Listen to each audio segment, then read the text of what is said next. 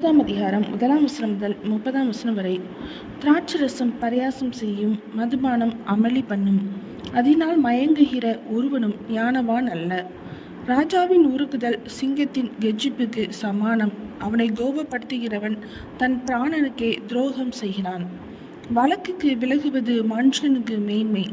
மூடனானவன் எவனும் அதிலே தலையிட்டு கொள்ளுவான். சோம்பேறி குளிர்கிறதென்று உள்ளமாட்டான்.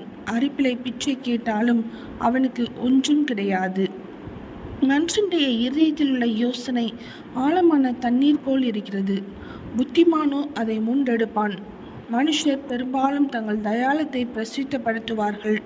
உண்மையான மனுஷனை கண்டுபிடிப்பவன் யார்? நீதிமான் தன் உத்தமத்திலே நடக்கிறான்.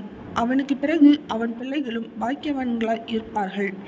நியாயாசனத்தில் வீற்றிருக்கும் ராஜா தன் கண்களினால் சகல பொல்லாப்பையும் சிதற பண்ணுகிறான். என் இருதயத்தை சுத்தமாக்கினேன், என் பாவமர துப்புரவானேன் என்று சொல்லத்தக்கவன் யார்?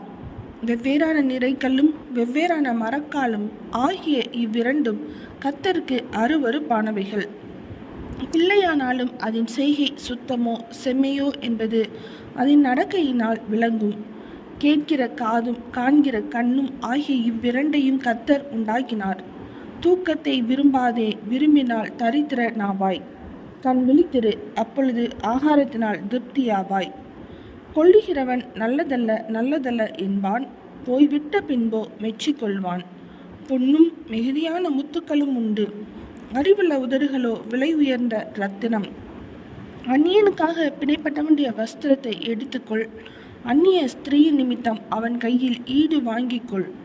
வஞ்சனையினால் வந்த போஜனம் மனுஷனுக்கு இன்பமாயிருக்கும், பின்போ அவனுடைய வாய் பருக்கை கற்களால் நிரப்பப்படும். ஆலோசனையினால் எண்ணங்கள் ஸ்திரப்படும், நல் யோசனை செய்து யுத்தம் பண்ணு.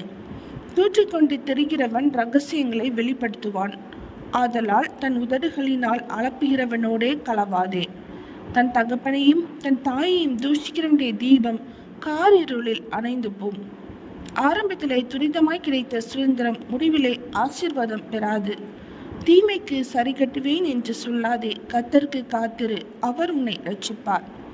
வெவ்வேறான நிறைக்கற்கள் கர்த்தருக்கு அருவருப்பானவைகள், கள்ளத்தராசு நல்லதல்ல. கர்த்தராலே மனுஷருடைய நடைகள் வாய்க்கும். ஆகையால் மனுஷன் தன் வழியை அறிந்து கொள்வதெப்படி? பரிசுத்தமானதை விழுங்குகிறதும் பொருத்தனை செய்த பின்பு யோசிக்கிறதும் மனுஷனுக்கு கண்ணியாயிருக்கும். ஞானமுள்ள ராஜா துன்மார்க்கரை சிதறடித்து அவர்கள் மேல் உருளையை உருட்டுவான்.